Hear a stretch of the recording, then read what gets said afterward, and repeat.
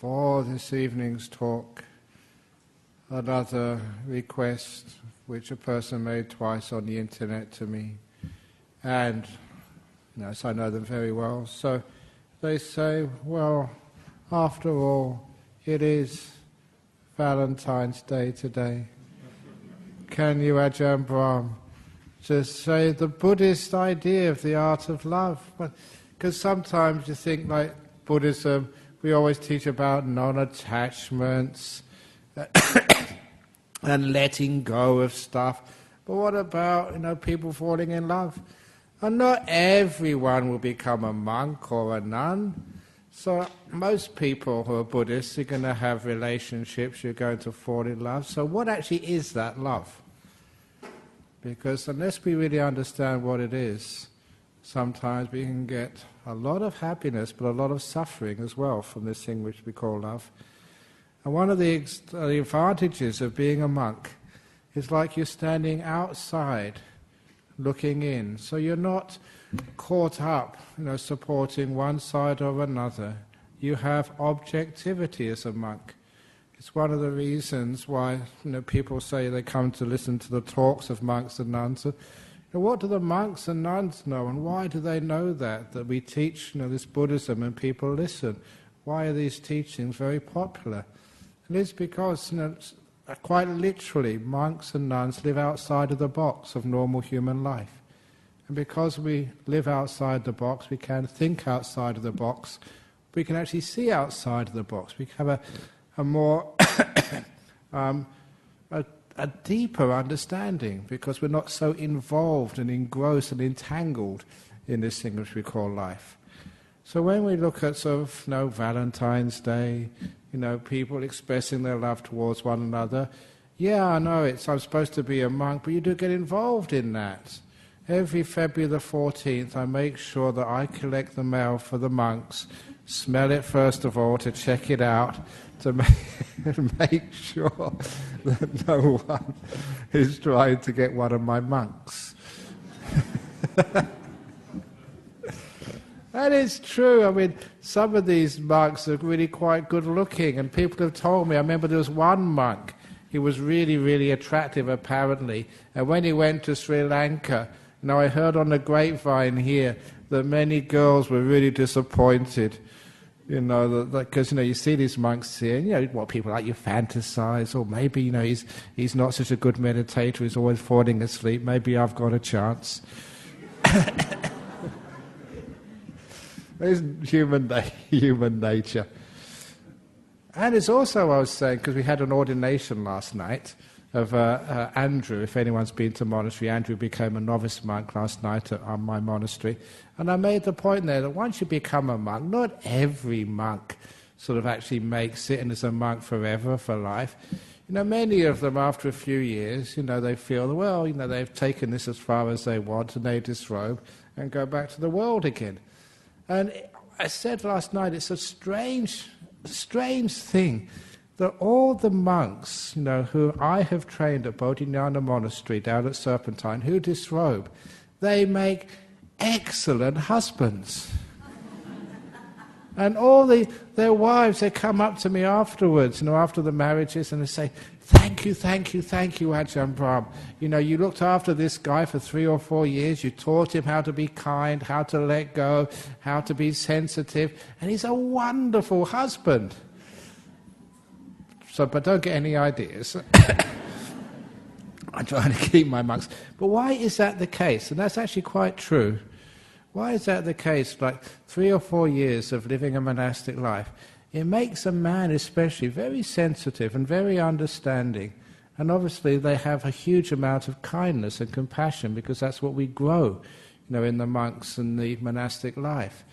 Putting all your effort into that. The whole ethos of monastic life is not to be proud or demanding or control things, but be able to work with life, to embrace life, to work with the difficulties in life in the same way we can work with the difficulties with other people as well. So it is a very good training ground. So I know that a lot of times I call the monasteries, Serpentine Monastery and Gijigala Monastery for the nuns, like nun factories or monk factories, but they're also husband factories as well. But that sort of brings you on to, what is this thing, called like romance and love? And how does it actually work? Now, first of all, you have the sort of the physical love, the attraction love. And that's one thing as a monk. You see, it's a very, very dangerous thing. Even last night in the ordination ceremony of a novice monk, which is very, very simple. And a few years ago now, because I'm well connected here in Perth, I was invited to the ordination of the first Anglican bishop, who was a female, Kay Goldsworthy. And, that was actually apparently the first female Anglican bishop in the world here in Perth. So, because I've got connections, I was invited to the ceremony. But that lasted 2 hours. That's such a long ceremony. The novice ceremony, even if I pad it out with a joke here and a joke there, like, you know what the word novice means? It's called no vice. That's why it's called novice. Okay, that didn't go down very well. It didn't go down very well last night either. But, you pad it out. It's only 15 minutes. It's a very simple ceremony to do. But, 2 hours is such a long time. But I always remember that because, most of the people were Anglicans, but I was sitting in, the pew in St. George's Cathedral, the pew for, the other religions and heretics. And I was sitting next to the head of the Uniting Church in Western Australia, and also Abbot Placid, the ex-abbot of the New Norcia Monastery. We were all good friends. And even Abbot Placid, the Benedictine Monastery up in New Norcia, we were great mates. He passed away a couple of years ago. We were such good mates. After a quarter of an hour of all that ceremony, the three of us, we were exchanging jokes during the service. Just like three naughty schoolboys. 2 abbots and the head of the Uniting Church. So don't think that sort of religion is always so serious. When it's somebody else's ceremony, we tell jokes and talk and laugh and dig each other in the ribs. Really good fun. So anyway, so the ceremony is very, very short. But during that ceremony, it's been tradition that one of the meditations you teach novices is the 5 reflections of the body: hair of the head, hair of the body, nails, teeth and skin. One of the reasons we do that, because that's like the covering of a human being. When you look at a human being, that's what you see. Their hair, their skin, their nails, their teeth. You can't see anything else. And that is like the cover of the book. And you don't judge a book by its cover. That's an old English saying. And that's the cover of a human being. We pointed out you don't judge a person by their looks. You maybe get attracted by their looks, but that's the cover of a book. It's what's inside is really the most important. And whether that person is a very kind, good person. Some years ago, I've done this actually many times with our youth group here and youth groups in many other countries in the world where I visit.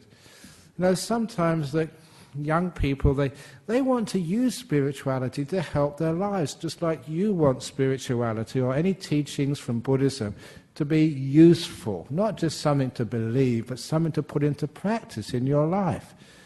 So I took this youth group and I just separated them with the genders, girls over there, boys over there, and then I asked the boys, what turns you on with a girl?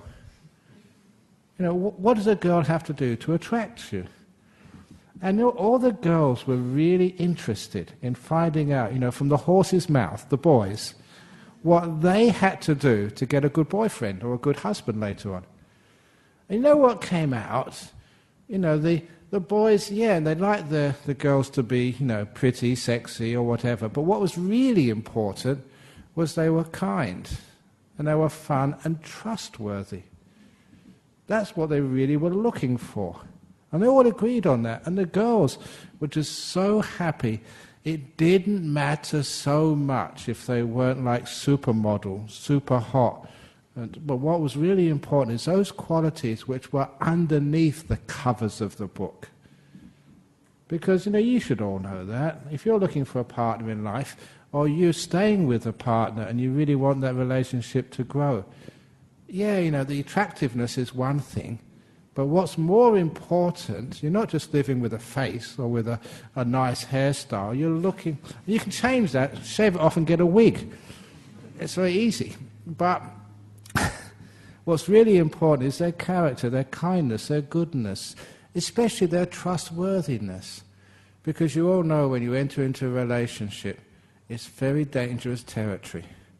And you don't want to walk along that dangerous path with someone you cannot trust. Which is why that came out pretty much on the top. They liked their girls looking good because a lot of times they said it wasn't the fact that she was attractive, it was the fact that they had gone to such a great deal of trouble to groom themselves and look good for their partner. It was the trouble they went to, the effort they went to. It was a sign of how much they cared. And when I asked the girls, okay, now your turn now, what type of boy turns you on? What attracts you to go out with that boy and maybe commit to them and maybe marry them? What type of boy do you like? And of course all the boys were really listening. Because I remember that before I was a monk, no one told me what I'm supposed to do to get a girl. And you ask the other boys, they were as stupid as I was. They didn't know what to do. So if you it's so logical. If you want to find a nice girl to go out with, find out from the girls, what do you want? What do you want me to look like? What do you want me to do? What do you want me to say? And again, the girls said exactly the same. And this was time and time again this happens. What sort of boy do you want? Yeah, they want them to be clean and well-dressed, because again, that's a sign that they put the time and effort in to looking good for you. It means, again, showing that they care. Being trustworthy, being fun, being entertaining was really important. And this is actually being natural, being themselves. These are sorts of things which attract you. So when we talk to the monks about those 5 external parts of the body, hair of the head, hair of the body, nails, teeth and skin, we're just telling never ever judge a person just by what they look like. Never judge a person because the colour of their skin, their height, just their pecs, their muscles or their boobs or whatever else people judge people by. Because that's not as important as the beautiful character. And that is what eventually we love. We love the person, not the body. Maybe you only got young, adolescent loves, you like young bodies. But later on in life, as many of you know, because you're all getting on, me too, is something else which is really important, which actually makes us love. And that is a very powerful thing to understand, because it does mean we don't have to put so much attention and effort. Keep yourself nice and tidy and well-groomed and clean and stuff, but we don't need to put so much effort into buying expensive clothes or acting macho or having sort of plastic surgery, which costs a lot of money. Although I do remember that one man, he sort of, for Valentine's Day, he gave his wife some plastic surgery. He cut up her credit cards. She was spending too much. That's called plastic surgery. But anyhow, so instead of doing that, just make yourself attractive as a human being, as a person, as somebody that you love to spend time with. Because that's where lust turns into this thing which we call love. We care for a person. But it's not just caring for a person. The other ingredient to love which will bind you to another human being is also respect. And that is something which sometimes we forget, in our relationships, to actually respect the other person. Because you can see that when you lose respect for the other person, the other part of the relationship, the kindness, the trust, also disappears. So one of the most important things in a relationship, in love, is to develop this respect for one another. And that respect for one another, it means you don't you don't have to be perfect to respect someone. You don't have to be a perfect, I often say, the perfect tree in the forest. You don't need to do that to respect the beauty in a tree. A tree has essential beauty all by itself. You sometimes see a work of art. You respect it. It's not the best work of art, but sometimes people have gone to such a lot of trouble to do that, and you respect their effort. I think that a lot of times one of the reasons why our love can't be deep is because we come too fault-finding in our partner. We don't respect them enough. And if you're having any trouble with your relationship on Valentine's Day, there's a very easy technique to solve that problem, and that is the old sheet of paper technique. When I was in Bhutan recently, and that was just last week, in Bhutan visiting over there, the group I was with, a couple of them had very good relationships, but the other ones, it was supposed to be a bit of a holiday for me. I was doing all this counselling on the relationship problems.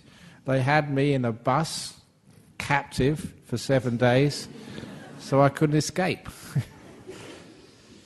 But one of the things I said, look, it's so easy to overcome those problems in your relationship if you just take out a piece of paper, line down the middle, name of your partner on the top, and on the left-hand side, all of their mistakes and faults, the things which they do wrong, the times they've let you down, the times they've cheated on you, the times they haven't turned up and done what they promised to do. All those stuff, which happens in a relationship, write that down on the left-hand side. And that's easy to do. On the right-hand side, write down all the things you respect about your partner. And if you're in a bad mood, it's very hard to do. But force yourself. And when you write down all the things you respect, admire in your partner, once you've filled that part of the piece of paper, cut it down the middle with a pair of scissors. The left-hand side, throw in a trash can. The right-hand side, put in your purse, in your wallet, by the side of your bed, in the office, to remind you of why you respect the person you've committed to. Because once you have that respect for the other person, it's easy for the rest of love to actually to grow. But, some people, they wonder why it is that love is such a powerful force in our universe that sometimes we don't get love, we feel that we're missing out. And that's why Shakespeare once said, as many of you know, it's better to have loved and lost than never to have lost at all. That's not what Shakespeare said, but that's what I say. Because when you have lost a love, when it didn't work out, number one, that's when you can learn from it. You get a bit of objectivity. You've seen love, you've been in love, and now you're out of love. You can understand exactly what it is. What was it? When you're immersed in something, you can't really get to know it. A fish can't know what water is because it's immersed in it for all of its life. When you're out of it, you can get some understanding. What was that? So it is actually a very powerful statement to say it's better to have loved and lost than never to have lost at all. Because then you really can understand just what this love truly is. And I've said that to many young people. If you haven't had your heart broken a few times, you don't know what love is. You can't know what love is. Because what happens afterwards, sometimes, you feel that because the love has broken, that, you feel, why is it painful? You feel you're rejected, you're not good enough, there's something wrong with you. And which gives you a really big clue of what this love truly is. It is an affirmation that you're good enough. There's someone in this world who will accept you as you are, who will enjoy your company without criticism, without demanding you to be anything different, who will actually accept you and enjoy you. It's a great affirmation for people who have low self-esteem, and that's everybody has not high enough self-esteem. We all think we're imperfect, we all think that there's some faults in us. They always think that there's something wrong with us, and we meet someone who actually likes us and loves us and cares for us, who gives us this beautiful sense that we can be who we are, and they like that. It's a beautiful sense of perfection in the eyes of another human being. And that is just such a relief for us. Unfortunately, that when that vanishes and that relationship breaks, we're back to our old self-doubt again. I'm not good enough, I'm not perfect enough, I'm not good enough to be loved. Now this is one of the biggest insights and biggest problems about this thing which we call love. And it is coming down the fact that we need that love. Well, we get that love first of all from our parents, if you're lucky enough to have good parents. You know, sometimes you're lucky enough to have a parent who loves you unconditionally. Yeah, they will tell you off from time to time, but you're their daughter, you're their son, and they will just care for you for your whole life. And you know that no matter what you do, you've got a mum who will always care for you. Maybe your mother and father don't give you that type of love, and maybe your grandparents do. I just love the grandparent-grandchildren relationship, because I remember that was one of the most beautiful relationships in my life growing up in London. My grandma would give me anything. She would spoil the well, she didn't spoil me, I turned out okay. But I remember I could knock the door of her little apartment any time in the afternoon or morning or at night time, and she would ask me, do you want some chips? And in those days, you'd get a potato out, wash it, peel it, turn on the stove and just fry up some chips for me. My mother would never do that. Spoil your dinner. Spoil something. But as far as my grandma was concerned, if my grandson wanted chips, he gets chips any time of the day or night. Now, that's an example. I'm sure that many of you had a grandparent like that. And I love my grandma for that. It was a... Do you love your grandparents when they just spoil you like that? Now, why is that? And it's because it's a total acceptance, uncritical acceptance. Somebody just wants to spoil you, to make you happy, in whatever way she can. And now, forget about the future. The present is the only important time. And that was really important for her and for me. And I enjoyed that sort of total acceptance and giving and kindness. Not really thinking about it or being logical or rational, but total irrational kindness. Now that type of love is something we remember and something we try and get in our relationship.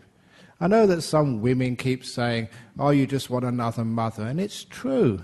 They don't want a mother to wash their clothes for them, but they want a mother who sort of accepts them for who they are. Just like a girl would like a man to respect her, be kind to her, and to love her with all her faults, not in spite of her faults, but with all her faults. Just to allow that person to be. Now that type of love, which is totally uncritical, which is total acceptance, which is respecting you and admiring you and saying just how wonderful you are, how beautiful you are, how caring you are. If you receive that, what does it feel like? It feels this wonderful high. At last in this world, there's somebody who understands me. It's one of the reasons why that when we do fall in love like that, it is a spiritual experience. It is an experience which we need to recognize, usually with religious ceremonies like marriage. Sometimes you wonder why, do people want to get married in churches still? Why can't they just go to an office somewhere and sign a piece of paper? But there's something missing in just like buying a car. It's not the same as if you come to a religious ceremony, because you realize this is spiritually, this is powerful, this is love. And part of that spirituality of love is not just being totally accepted by the other person, respected and even admired and cared for by the other person. It's also the fact that to care for somebody else, you have to let go of a lot of fault-finding in your own self, a lot of control as well. When you really fall in love, you really let go into love. And as most of you who have experienced that realize, it is a case of being totally out of control.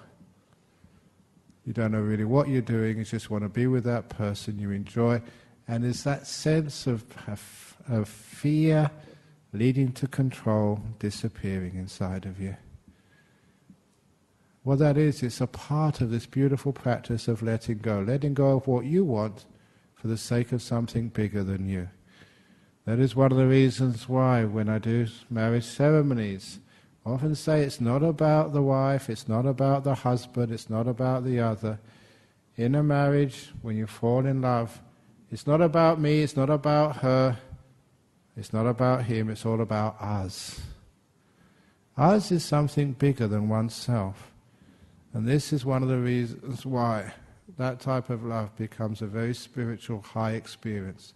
You're letting go of your sense of self, of who you are, and you're merging into who we are. It's not about me anymore.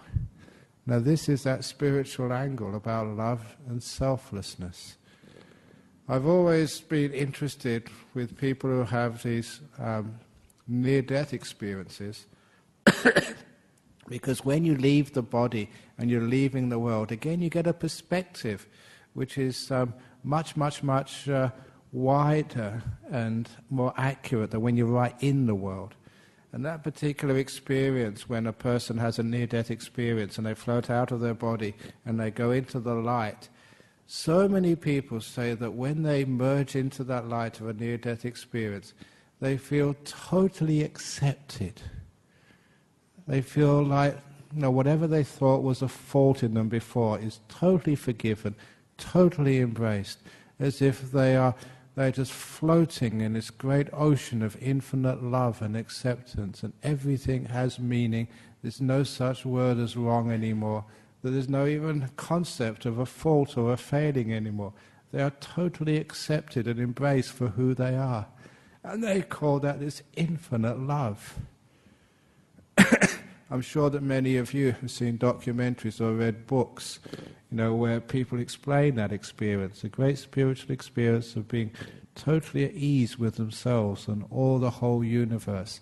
And it's a taste of that which people experience when they fall in that love, a total acceptance of who they are in the eyes of another human being, totally embraced, no one seeing a fault in them.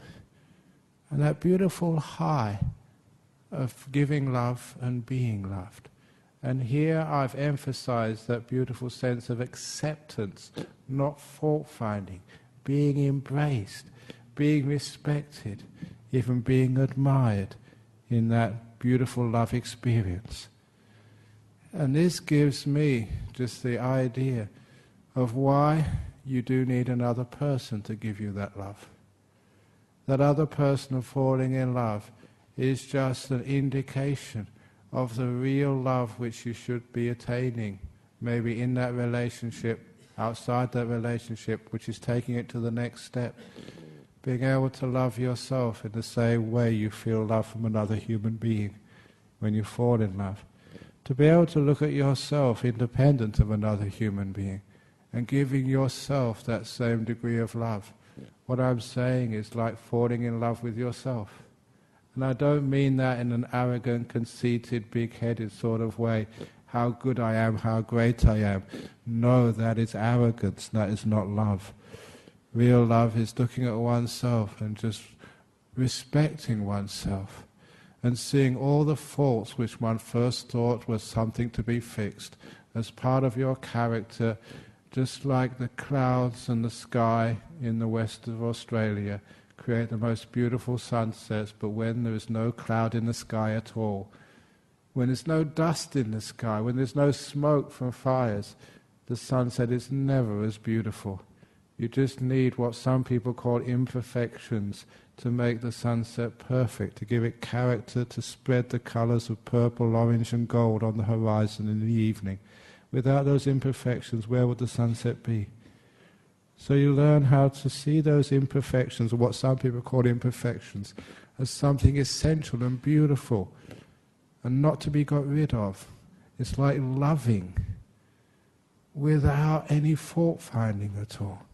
A total embracing of oneself with all the one's warts and faults and bad jokes and stupid things one does, and feeling totally accepting of oneself. In my life as a monk, sometimes I've met people like that who give you absolute total love, even more than my old girlfriends I used to fall in love with.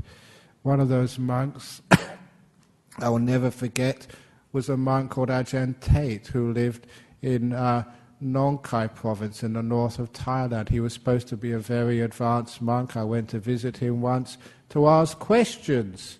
You have all these questions in life you want to ask, really wise people. And as soon as I went into the room, he's a very famous monk, had to make an appointment, all those questions evaporated.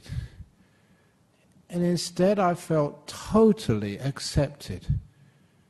It's one of the first times in my life that I realized that old man, the old monk sitting in front of me, would not criticize or hurt me or do anything, to irritate me at all. You felt totally, 100% accepted. And that was such a powerful experience. I just sat there silently like some dummy, couldn't speak, but thinking, I don't want to move from this place. I'm going to spend the rest of my life just sitting here, just being acknowledged, accepted and embraced. It's a wonderful experience when you have that. Somebody just loves you for who you are. Total love, total acceptance, and you just bliss out in their presence. Somebody once gave this simile, which I think is a great simile. He said, people are born with spikes on their body, invisible spikes. And some people's spikes are really long and very sharp. Those represent the people, you may see, rarely. You go walking through the streets, maybe in Northbridge, or a bad boss comes into your office. They've got such long spikes, you don't want to go close to them. If you go close, you get scratched and hurt. Those people you just want to get out of the room when they come in. They've got such long, sharp spikes. Most people have got average spikes, average length, average sharpness. Means you can get close to them. You get too close to a person and you get scratched. Some people are so kind and lack of fault-finding, their spikes are very, very small. But still, if you get too close to them, you get scratched too. But there are some people who've got no spikes at all. If you ever meet a person like that, it's so amazing. You don't get scratched. You can be whoever you are. Bad, good, somewhere in between. And you never get scratched. You feel totally accepted, embraced for who you are. And it's wonderful being in the presence of such spiritually advanced people. So the whole purpose of this life is to get rid of those spikes, so you can love anybody, and especially yourself. So you look at yourself with all your faults and the bad things you've done, but you love them. That's your character. I was telling the people in Bhutan, because they say, well, okay, Ajahn Brahmavamso, what bad thing did you do? What's one of the things you really, really don't like to admit to? And so I told them the story. I was about 7 years of age, because you're mentioning my mother's second death anniversary on a Sunday. And when I was about 7 years of age, there was a craze going around London, a food craze, of eels and mashed potatoes. So there were boiled eels. Now that's pretty gross. If you see an eel, this long little eel from the river or from the sewers, or I don't know where they got them from. And they boiled them with mashed potatoes and maybe some tomato sauce on the top. It's gross. But gross food, people have a fad for gross food every now and again. It lasted for about a year.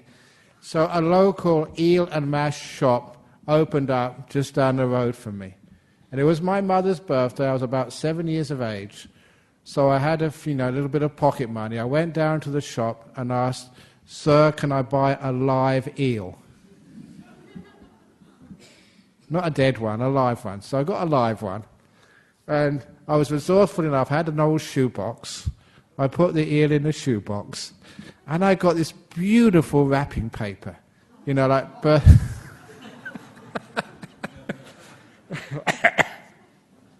Please, don't make me laugh. I've got a bit of a cough. I'm going to die telling this story. I'm going to asphyxiate myself. Sometimes people do die laughing, and I came close many years ago in the monastery. I was telling a joke, and I just really almost did myself in. But anyway, a 7-year-old boy put in the box, nice wrapping paper, found a ribbon, and tied it all up, and a nice little note. "Happy birthday, Mum, from your son." And you know all your mothers here. If you have a 7-year-old son, that's so cute. And I see a little boy over there. Don't get any ideas, okay? Don't do this to your mum. And so my poor old mum, I was so controlled. I never gave the game away at all. It's very hard for a 7-year-old, to keep a straight face. Happy birthday, Mum. And my mother was so touched, a 7-year-old kid got a nice birthday present for her. She didn't know what was inside. So, oh, it's so wonderful. It's so cute, that the 7-year-old thinks of me, and she opened it up. My God, did she scream! You could hear that scream all over London. And I was almost wetting myself laughing. What a terrible kid I was. I thought it was very funny at the time, but I feel I was sorry, Mum, I shouldn't have done that. What mothers have to put up with. But, even though you do stupid things like that, you love yourself who you are. That's what a kid is like. But that's my character. So you never feel bad about yourself. So that thing which you really enjoy when you fall in love from another partner, Allah's being accepted for who you are. Somebody really enjoys my company. And they can't find fault with me. They think I'm perfect. They think I'm wonderful. And they're damn right. So why can't you do that all the time?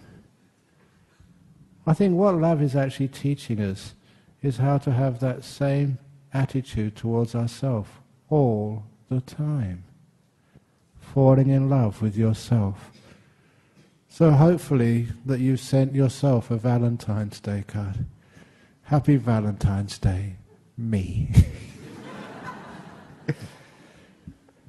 Because what that's actually doing is once you do learn how to love yourself, then you can love absolutely anybody.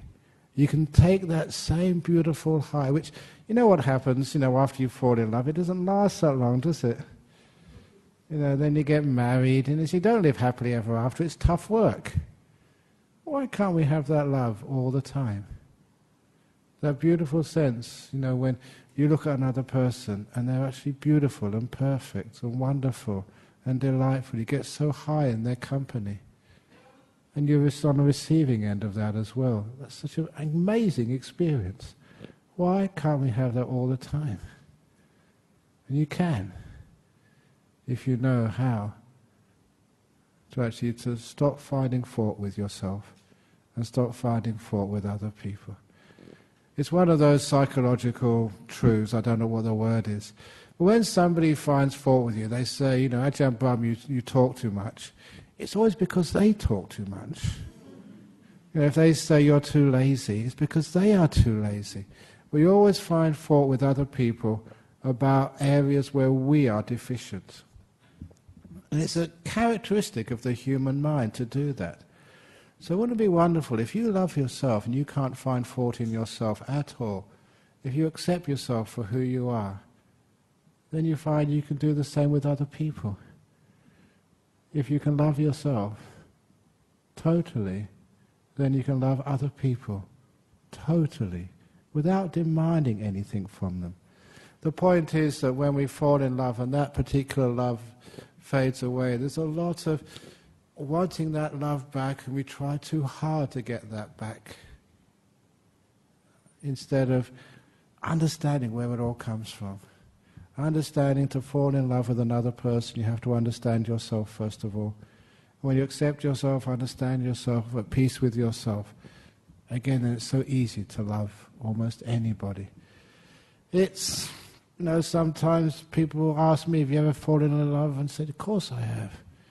I fell in love with myself a long time ago. And I could fall in love with every one of you as well. And it is true, that's how I feel with many people I've known for such a long time.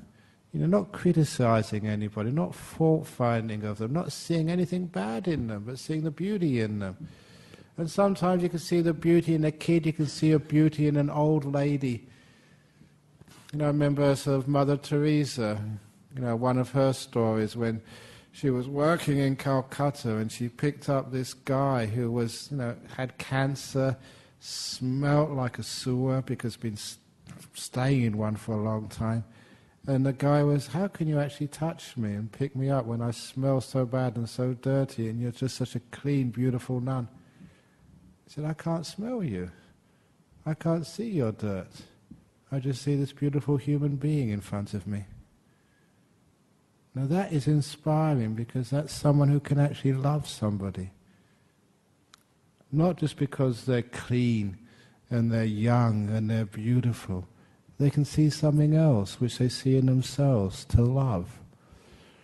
So on this Valentine's Day, just have a look inside of yourself. And why can't you love yourself? Why are you always so critical of yourself? Why are you so fault-finding of yourself?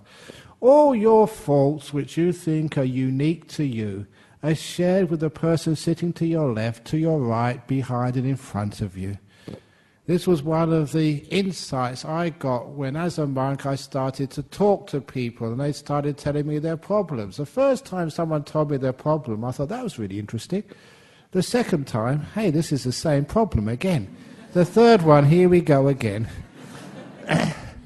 Now, you all think your problems are unique, but I'd love to actually record your problems, get your permission to do so, and then actually put them online. And you'll be surprised that your problem you'll find is shared by almost everybody. Maybe different clothing, but the essential problem is the same. Not accepting. Asking from yourself what you can never give. Asking from life what it can never give. That's not loving life. That's trying to control life, to squeeze things out of life which can never be given. To squeeze something out of your partner which they will never be able to give you. And to actually to try and get something from yourself which is just not possible. That's not love. That's asking too much. It's like asking for the no clouds, no heat, no winter. This is not life. So when we learn how to love ourselves without fault-finding, you look at yourself in the mirror and say, hi me, and you really mean that, and you have this beautiful sense of love towards yourself, happy in your own company, then you can be happy with others as well. That is one of the reasons why, being a monk, I'm not without love. You don't hanker for a partner, because I always live with my best friend. Me. I've fallen in love with myself. Oh, what wonderful. And when you can do that, you can love other people. So sometimes the falling in love is a great little teaching for you. It brings you happiness and brings you this beautiful sequence of life. But please learn from that. Don't just take it for granted and think, okay, I don't have to do anything anymore. That's one of the things I was always taught as a monk. Whatever you experience, contemplate it. Find out its truth. Find out its essence. Life is a great teacher. If anything difficult, that's teaching you something. Anything beautiful, teaching you something. Sometimes we always think we can only learn from our mistakes. No, learn from your successes as well. Learn from love. What's it there to teach you? It's not just to be enjoyed, because if you just enjoy and don't learn anything, you've wasted an amazing opportunity. What is the meaning of love? Why is love so beautiful, so high, so spiritual? Even if the falling in love, why is that just such a great time of your life? It is because there's no more fault-finding, no more criticism, no more judging. It's just that person you're with is beautiful. And other people say, what on earth do you mean? They're beautiful. They're just ugly. But in your eyes, they're the most beautiful person in the world. And you are the most beautiful person for them. Isn't that wonderful to experience? See if you can do that all the time, for all the beings, and for all moments in life. This moment is the most beautiful moment you'll ever experience. Cherish it. Why not? When we find fault, when we're negative, when we criticize, we're destroying love. And sooner or later, each one of you, I hope, will have that death experience. If you come back or you don't come back, who knows? But where you feel this total acceptance, total at peace with yourself, no criticism, no spikes anymore, totally at peace, accepted, loved, at one with this moment. That's what love truly means. And that is my talk for Valentine's Day. Time went too quickly. Thank you.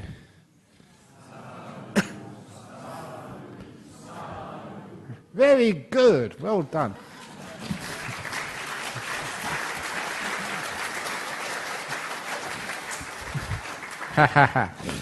Okay, first of all, any quotes, any sort of questions from the floor? Yes. How is it?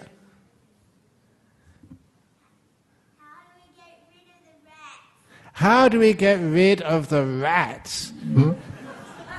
You got rats in the house? One rat.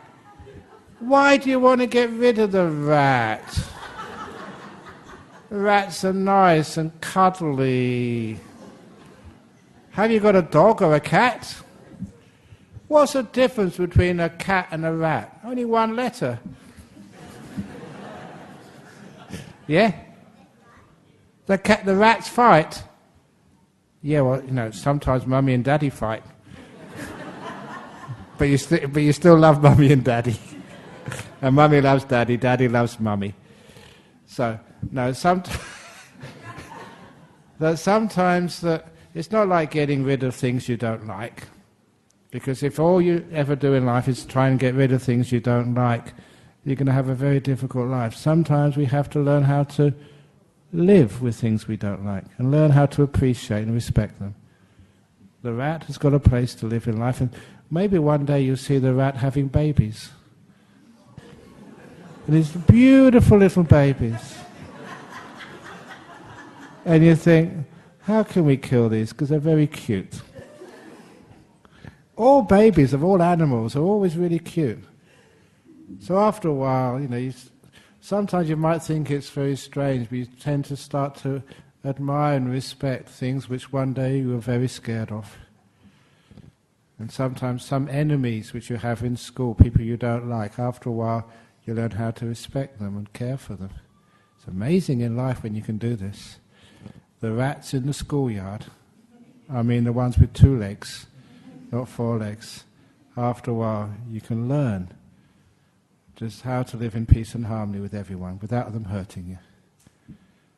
So that's maybe one way. If you can't get rid of the rats, learn how to live with them. Okay, very good, thank you. What have we got here? We've got 2 questions here. How can we learn not to expect anything from love or the ones we love? If it's real, how can we learn not to expect anything from love or from the ones we love? If you expect something, it's not the true love. That's more like attachment when we expect something. Now, the love is where we just totally surrender to being in that moment with that person. We don't think of the next moment. That's one of the beautiful things about falling in love. It's just all there is now. We never think of old age or pensions or retirement. We're just totally in this moment.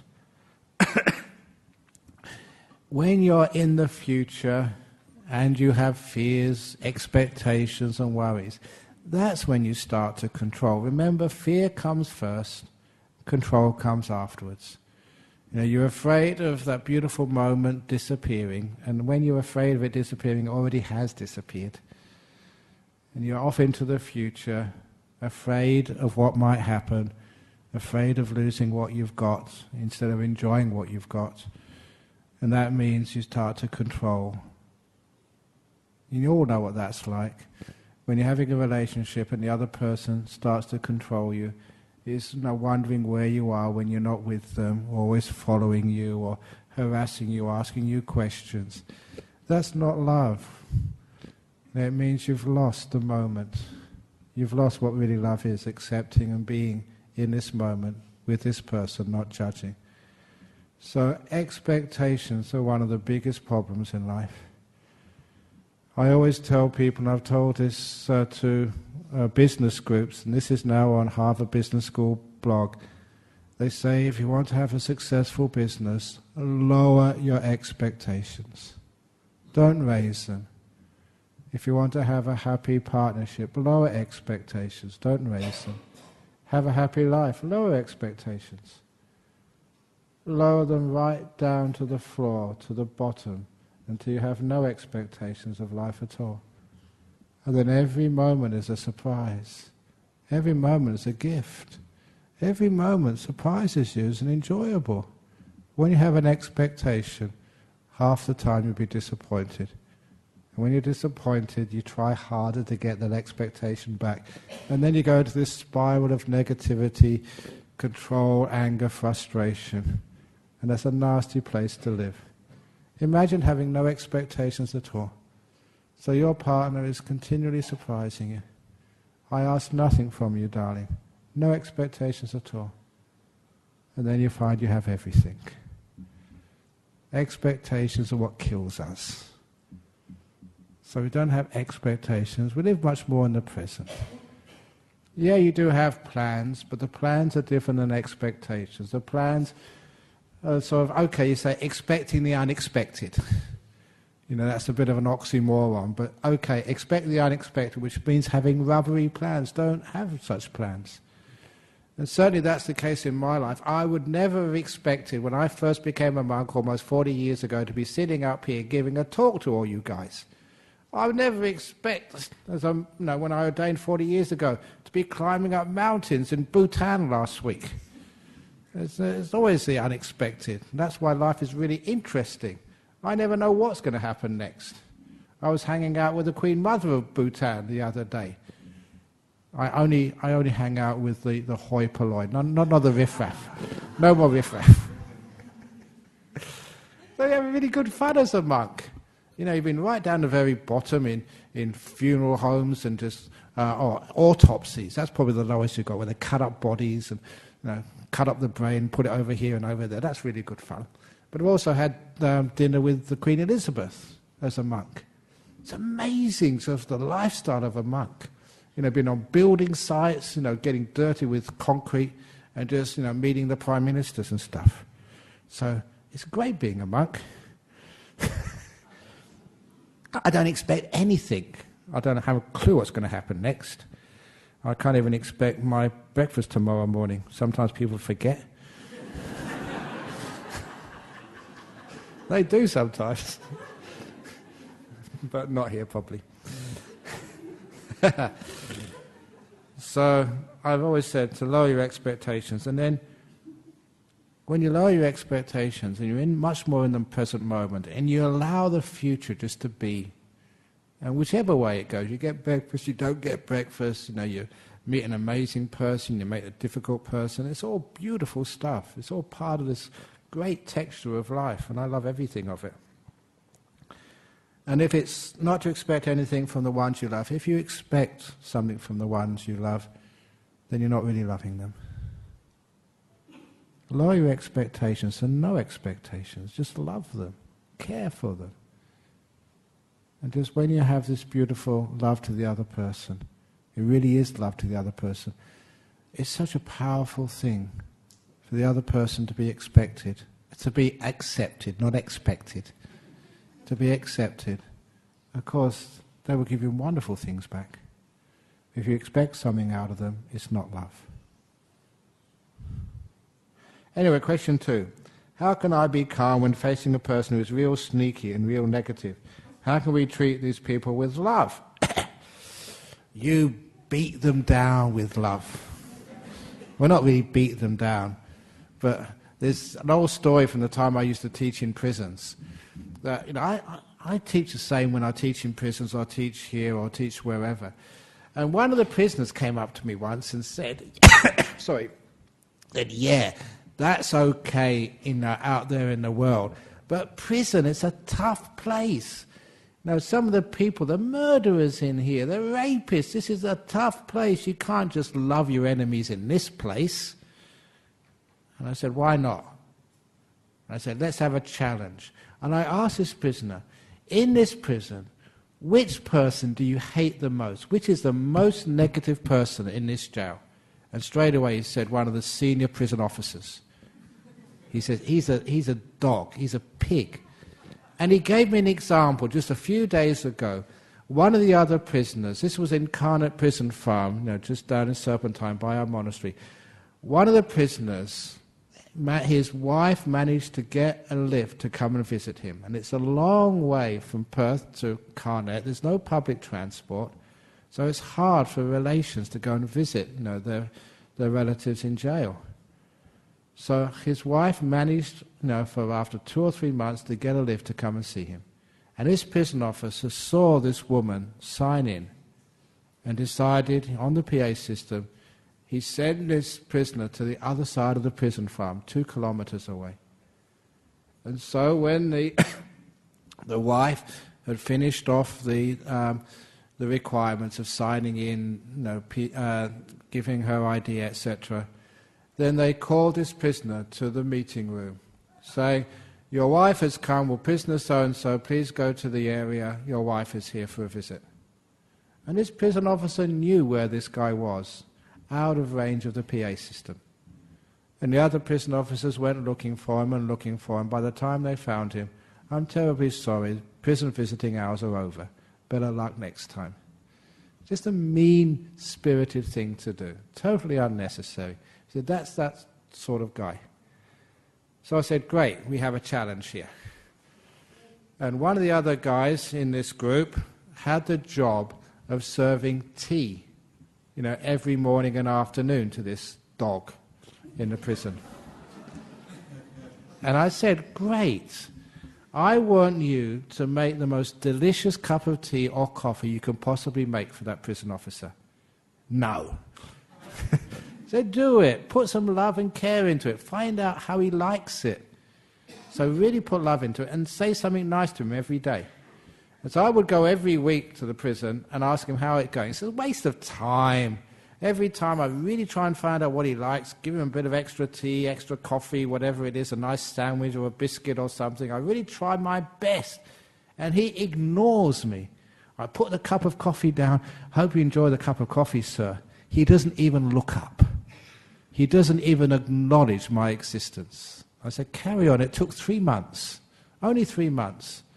Keep that kindness going. And after 3 months, he gave him a cup of coffee with some cream or something he found. It's amazing what you can find in jail. And he said, hope you like your coffee, sir. I found some cream for you. And the prison officer never looked up. He said, Now that, that was amazing. That went around all the prison. That this prison officer had acknowledged, the existence of a prisoner. And when he told me, he was really excited. I mean, that was a big thing. And I realized that was a crack. As soon as you got the crack in the dam, it's only a matter of very quick time before the whole dam wall falls. And it was only a couple of weeks afterwards. He gave him a cup of tea and he said, I've got this really nice biscuit for you, sir. And the prison officer looked up at him and said, thank you. And that went round I was told this, and I've no doubt about it, went round all the prisons in Western Australia on the grapevine. That this prison officer could actually look another prisoner in the face and say thank you was unprecedented. I won the bet, or rather loving kindness won the bet. And that's a true story which I always remember, and I often quote, because in the end, sort of loving kindness, when it's persisting, with kindness, care, trying to put the best you can possibly do to somebody else, it wears them down. It's irresistible. Maybe it took him sort of 3.5, 4 months to wear this person down, but it worked. Never underestimate its power. It's really great. So actually that's how you do it. You wear them down with love and kindness. It's irresistible in the end. Because don't you like to be treated with respect and kindness when someone helps you and helps you and helps you and helps you and helps you and helps you and helps you? After a while you can't get angry at them anymore. And all your negativity, all your sneakiness, they said here, will just be melted away in the power of such kindness. Please never, never underestimate the power of compassion. If someone has hurt you, you forgive them. Do something which is extraordinary with kindness. Don't sort of try and get revenge. Say, I forgive you. But yeah, I haven't done anything. Yeah, it doesn't matter, I still forgive you. It's powerful, it's beautiful, and it works every time. In my life I found that the power of compassion. What type of world do you want to live in? You've got a choice there. This is not idealistic, this is practical. It takes a while though. And you've got to take a bit of flack sometimes, but keep on with the kindness, it works. And it creates this beautiful world. Valentine's Day, every day. Okay, thank you for listening. Sadhu, sadhu, sadhu. Very good. Okay, thanks very much.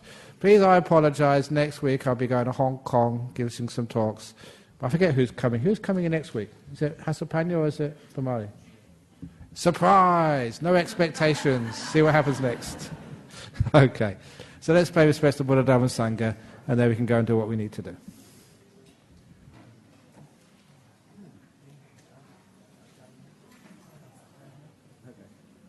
Arahang Sama Sambuddho Bhagava Buddhang Bhagavantang Abhivademi Sawakato Bhagavata Dhammo Dhammang Namasami